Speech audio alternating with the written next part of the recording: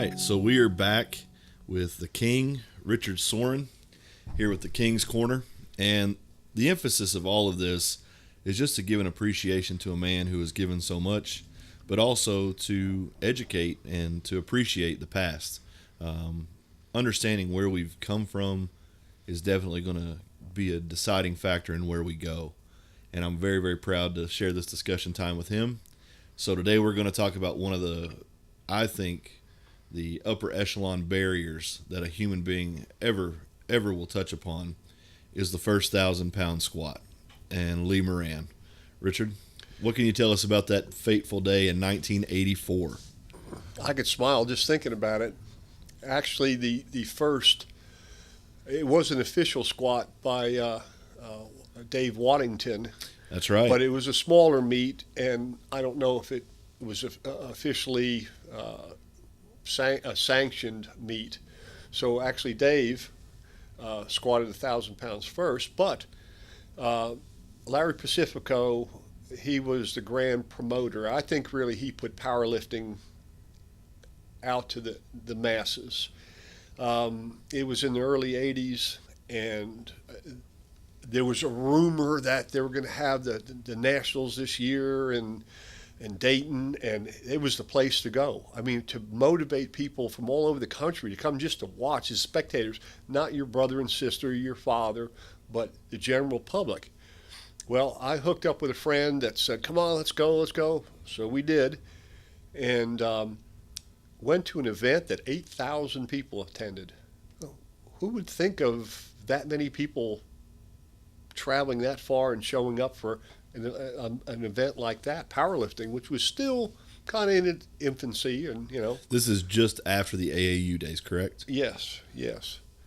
And of course, powerlifting evolved, I guess, from Olympic type weightlifting, and it was still a fairly new thing, equipment wise and rule wise and whatever. But Larry was a promoter. He had it set up beautifully in a large auditorium. He had Ken Leisner as the announcer, who was pretty dynamic, and he knew his stuff and he was into it.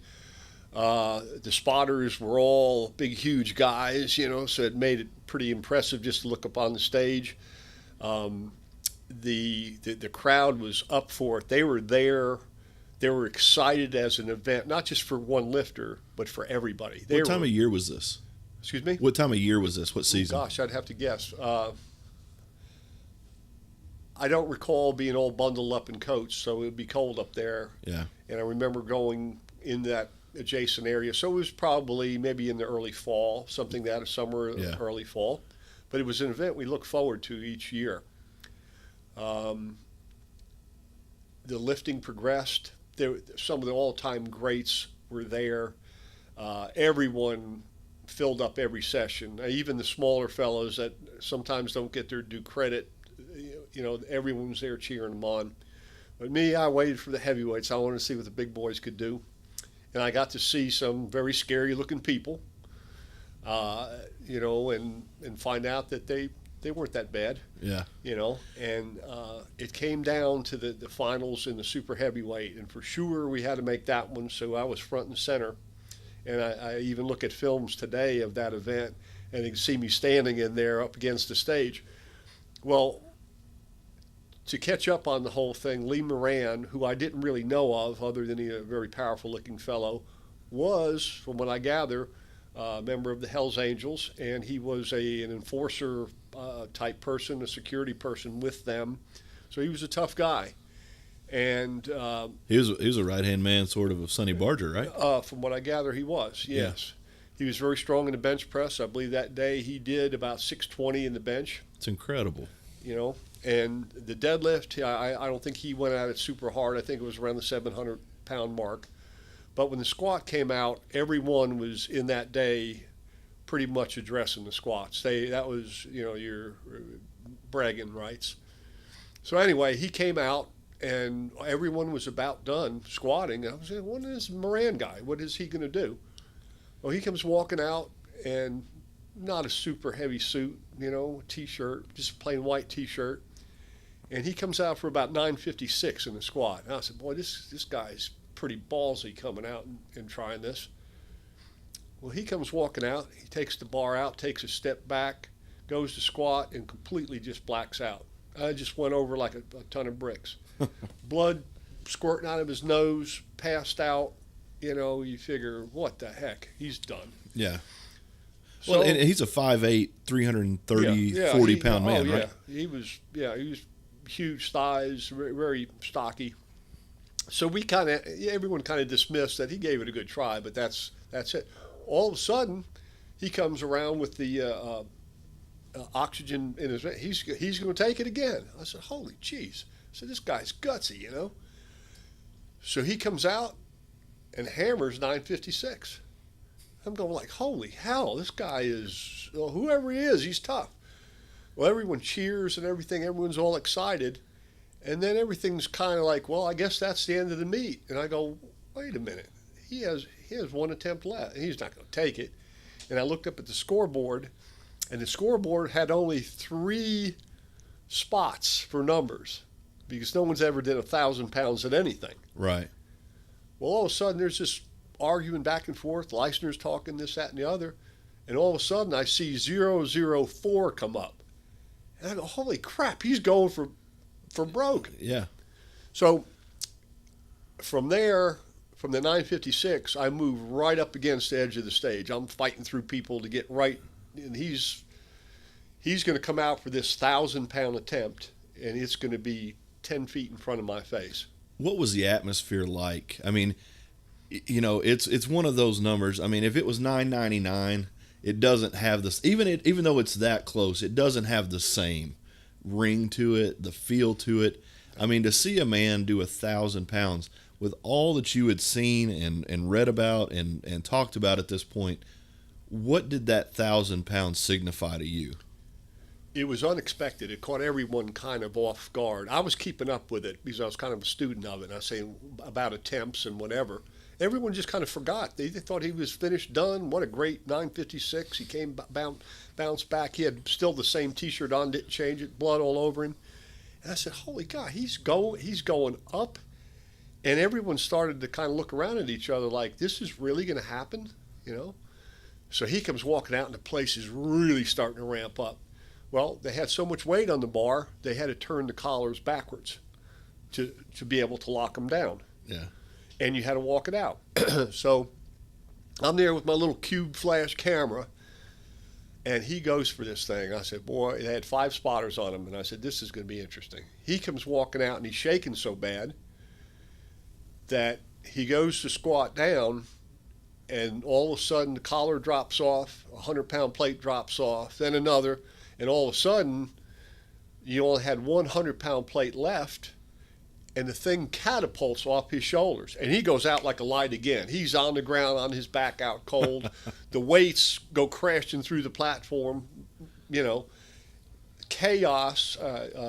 Ken Leistner's hollering, what the hell's going on? What the hell's going on? Everyone's in an uproar. And we figured we saw a guy trying to commit suicide almost, sure, lifting such a big weight. Well, I'm still looking around, and he's not leaving.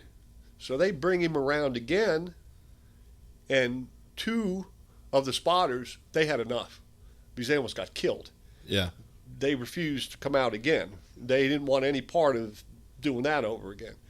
Well, they loaded the bar back up. He says he's coming out again to take a 4th attempt. And I was just stunned because due to the equipment, they gave him that extra attempt. So I'm there with my camera, and those spotters are looking like they're gut shot. They're so scared from what happened before. He comes walking out, and I'm just not believing what I'm seeing. I'm clicking away with that camera as fast as I could. He comes out shaking. The plate's held. He goes down, and like the whole place as one just screamed to get him up with that thing. And he fought like hell to get it up. And all of a sudden we look, and the lights come on. They're all white, and I was stunned. I saw history that I always dreamed about 50 years earlier at the not 50, but 30 years earlier at the Cedar Street Boys. Would anyone ever squat 1,000? And I got to see it. Sure. You know, and he gets up, and he throws his arm up, and everyone is just looking at each other like, we're part of this thing. We're here. And he's cheering and places just going crazy. And what a way for 8,000 people to have their lives changed. Not only the 8,000 people, but it forever changed the dynamic of the sport. You have a Dave Waddington, you have a Lee Moran. Who's the other guys that were kind of nipping and tucking at 1,000 pounds? But there were a few guys there. A big preacher out of Tennessee. What was his name? Oh, yeah. Paul Wren. Paul, yeah. So he was a big 900-plus squatter as well. Yep. So there were a lot of guys in this 1,000-pound wheelhouse. Yeah. But to see this and to really have, like you say, not to discredit Waddington at all, but to have that type of platform and to have that type of audience and that type of spectacle. Yeah. What do you think happened? What kind of pebble was that in the water of strength sports? I think for years it changed how people viewed being a champion, fighting over extreme adversity. He just didn't go out there and say, I'm so strong and I did it, have a nice day. Everything that could be thrown in front of him was. I didn't know how a guy could be that tough, but he was. And he wanted to do it, I guess, for himself, for the pride of his brothers, and for the 8,000 people that cared enough to show up for it. He was a warrior that day, and forever will be. For me to think that this is a tough set of squats and I'm going to give up after seeing that, I couldn't face myself, the man in the mirror. Sure, I think that's what we're all training against, and it's the man in the mirror that we face, but it's the men who were before us that inspire the man in the mirror. Correct? Would you say so? It gives you the chance to reflect and also look where you fall in that great continuum. Did it also give you the belief that I might not get that, but I can do more than I am? I saw in him some things that I had to go to, maybe not in the same arena.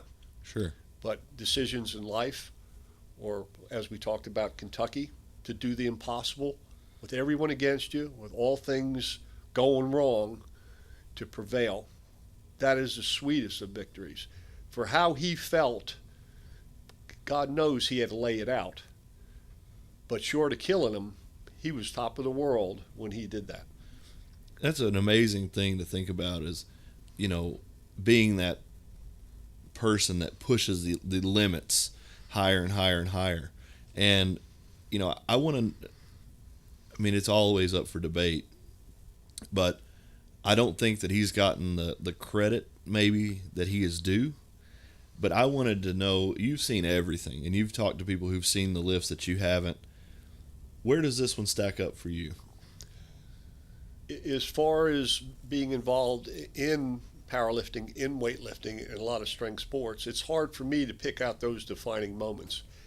And truly, after being since 13 to 68, I've seen a lot of lifting.